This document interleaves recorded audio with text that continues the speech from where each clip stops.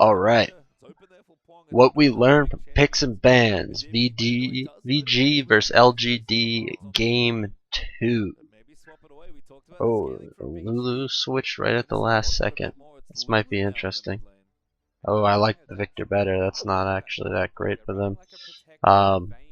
So this is gonna be a little tough for me because the rise changes. I'm not sure exactly how strong the impact is. I don't want to put Lulu up there because she really does not have that much damage. Alright. Cassidy coming in from LDG. It might work.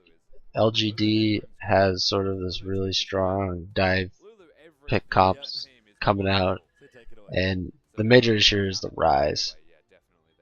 If Rise does a lot of damage, then Rise Vayne, if they had Victor, which they were looking to pick, then anything that would have came into VG would have instantly died. And they would have had like a really very high pressure death ball sort of comp, even though it doesn't really have range. But since all of the long range, not all, but the two big key long range champions, Karma and Azir, banned, it would have been pretty deadly. So we're definitely getting casted in. So interesting enough, threat range. So the threat range is pretty equal here. It's more about speed in this because LGD and even VG, they're both teams gonna want to go in. Actually, LDG has the exhaust, that's key. The Lulu is going to... We're going to assume Rise damage nerf wasn't as bad as it could have been, and he's still pretty strong then. So Rise Vayne with Lulu protection, it's going to have a good amount of threat, but it's not long range, so we're just going to call it equal. Engage.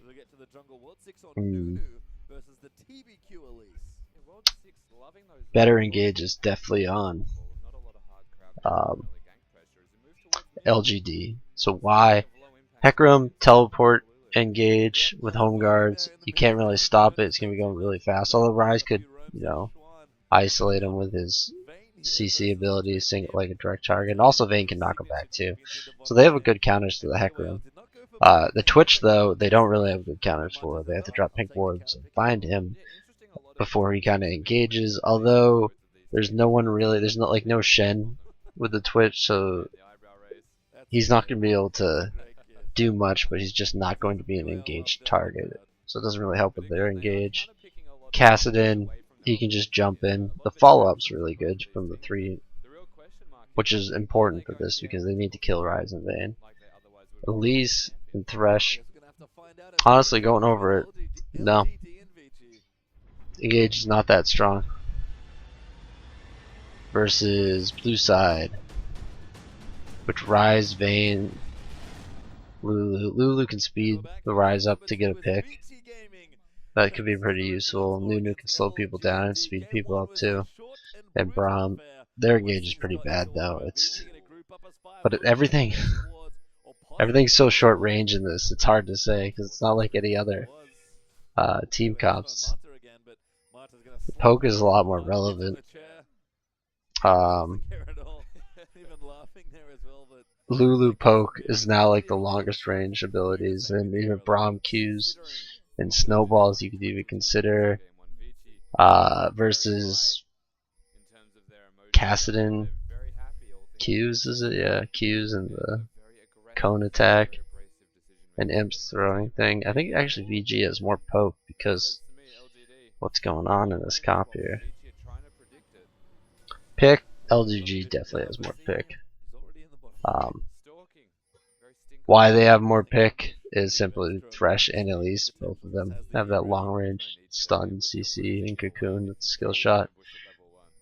VG is gonna have to engage in on that to stop it, which they can do. Jeez, actually, I'm really giving this to VG. I'm giving that engage to VG. The Lulu speed up onto a Rise, I think will just destroy this LGD comp. They don't really have anything they can do against it besides throw out a Fresh Hook and a Cocoon to stop him. Which, even if you stop him, it's not really like a disengage. Like they can try to jump on him after, but his whole team seems to follow up and protect him with Lulu ults and things, and assorted things like that. And Braum jumping in front with the shield. So there's a lot of protection. There's not a lot of ways they can stop Dandy.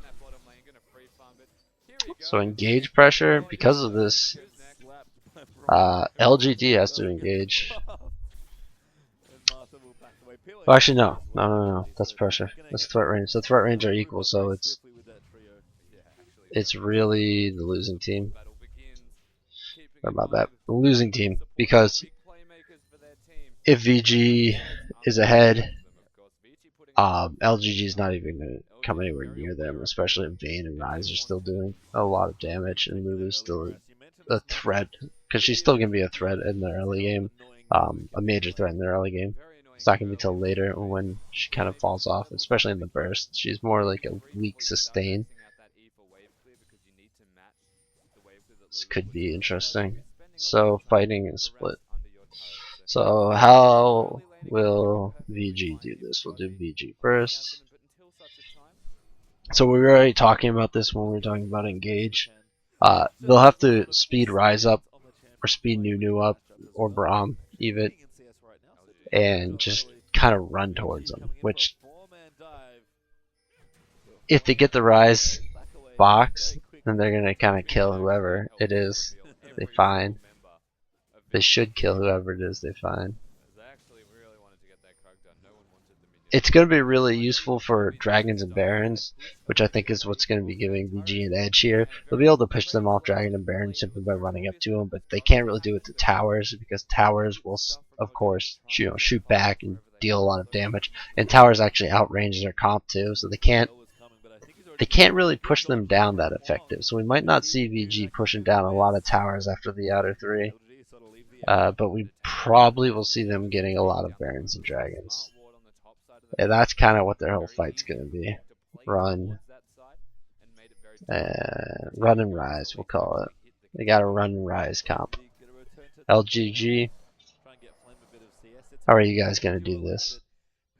Well, they're going to have to try to stop or CC whoever is coming at them, and then just jump in and LGG's targeting is going to matter more. They're going to need to stack their damage hard because of the Lulu. Lulu's going to ult whoever they're stacking onto, but because they're a triple threat, I really think that they can chew through that damage. Even on Rise, someone who's really tanky for a damage champion. But they're probably going to want to go for the Vayne first, even though she has Tumble, and they're going to want Hecarim to come around pretty much right when the fight starts. Hecarim's going to come around, jump towards Vayne, God V's going to jump onto Vayne, and Imp's probably going to ult and try to get a shot or two off on Vayne. Imp might have a very bad time this game, unless VG hangs back and kills the Kassadin and the Hecarim. But if VG engages hard onto Imp, which is probably going to be their main target when they're going in at them, if they engage hard on Imp, he's not going to enjoy this. So LDG is going to look for picks. He's going to pick an assassin. Nate is pick an SS. I'll call it an assassin.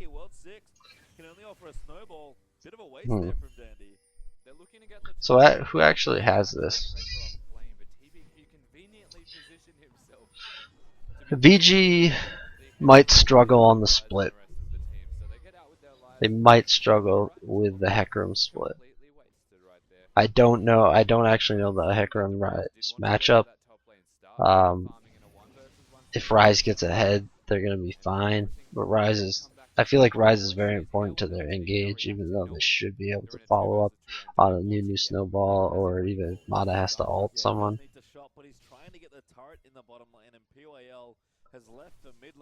So they can get the fights. VG probably can get the fights, but they're gonna have to wait a little bit to scale up.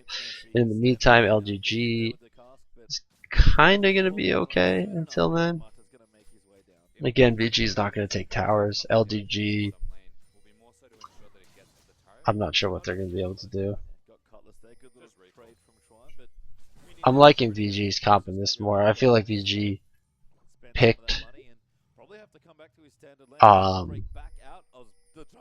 feel like VG knew what they were going for and picked advance, while LGG was a little bit caught off guard by the Rise and the Karma bans and things like that. So I actually want to give this to VG. Let's look at what I was saying. You know, engage, poke over there, pick over there, threat equal. That's nice. This is very close. Even by what I'm saying, it's only a 55 for VG.